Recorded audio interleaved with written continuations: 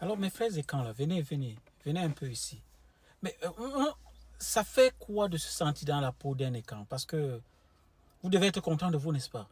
Oui, parce que le pays se porte très bien, n'est-ce pas? Vous avez mis le pays à l'état.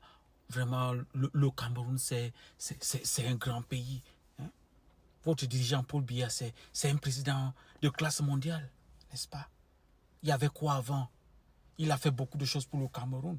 Il n'y avait pas les écoles, aujourd'hui il y a les écoles. Les routes qu'Aïjo a laissées, c'était rien. Aujourd'hui il y a les routes.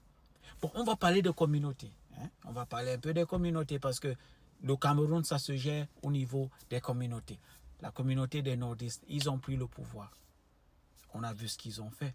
Au temps d'Aïjo, demandez à nos grands frères, demandez aux aînés, ceux qui sont passés avant nous, les nés vers les 1970, 60, machin, ils vont vous dire ce que c'est le Cameroun à cette époque-là. Nous, les 80 en montant là, on a connu que la vieille chose que vous avez vu poser à Yaoundé qui n'arrive même plus à se souvenir là où elle se trouve. Donc d'accord, les nordistes, ils ont pris le pouvoir, ils ont géré avec droiture, même comme eux aussi, ils ont tué nos indépendantistes. Faut pas oublier, parce que Aïjo lui-même et Paul Biya, c'est bonnet blanc, blanc bonnet, c'est les mêmes choses. C'est les gens qui ont tué nos indépendantistes. Les Oumniobé, les Enes Wanji, ils sont morts à cause de ce connard de Aïjo.